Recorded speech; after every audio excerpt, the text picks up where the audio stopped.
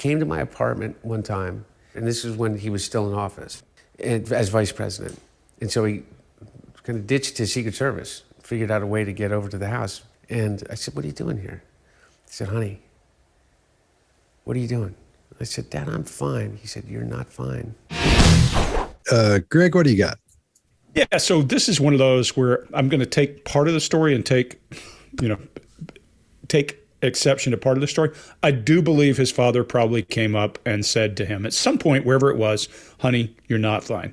And I don't think anybody, regardless of your politics, we don't discuss politics here, regardless of your politics, I think most people would say Biden is probably a good, honest father and looked out for his kids. I mean, if you know his history, he said, "You can find another senator, my kids can't find another father." So I don't think anybody would ever discount that. However, he ditched the Secret Service piece.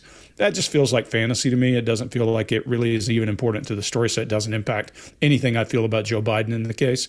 But it feels awkward and too much detail. Anytime there's too much detail, usually it means something. So probably what happened was maybe the Secret Service was there. Maybe his father was around, whatever. Who cares about that part? I still believe the second part of the story, that too much detail is just too much for me. And so I don't believe that. Scott, what do you got?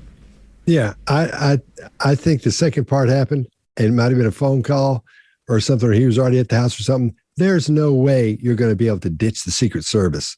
That's what they do for a living. They make sure nobody's sneaking around, coming in or going out. That's kind of, to me, that's kind of like a smack in their face. I know you guys, I know we train all kinds of lettered agencies, and there's no way, especially women. They're going to, the women Secret Service, they're going to have an eye on everything. Somebody sneaking in, that's what they're looking for. Somebody sneaking out, you're not going to get past that. You're not going to. He made that part up. Somehow he ditched the Secret Service. You don't think they know where the vice president is? They know everything about where the president is and the vice president is all the time. That didn't happen. The second part, I think it happened. I believe that. And like Chase was saying when we got into this, just before we got in, he does, sounds like something Joe would say. "Honey," he call him because it's his kid, loves him. But he didn't ditch the Secret Service. I'm not good with that. Chase, what do you got? Yeah, I think this is mostly honest, except for that part. Or, this was maybe he didn't see the Secret Service inside the apartment with him or something like that. The vice president, if you didn't know, his address is number 1 Observatory Circle in Washington, D.C. He lives at the U.S. Naval Observatory on a base. Kind of hard to slip out. But I think it's mostly honest. We also see his truthful recall movement with his eyes to hour 9 o'clock when you see it. Mark, what do you got?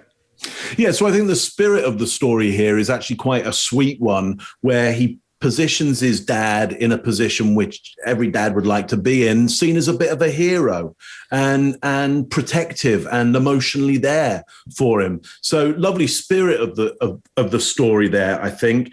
And his hands become buoyant. They break away from the chair. They're gravity defying because it is a bit of a superhero moment, a bold story.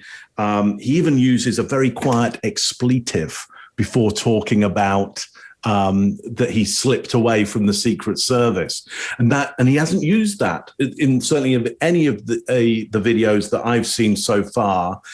So it really launches into a different place for him. I think he places his dad in quite a heroic role here, where he can escape the Secret Service, escape the bonds that he's in, and be there, one-to-one with his son when he most needs him. And he uses that word "honey," which is it's literally a sweet word.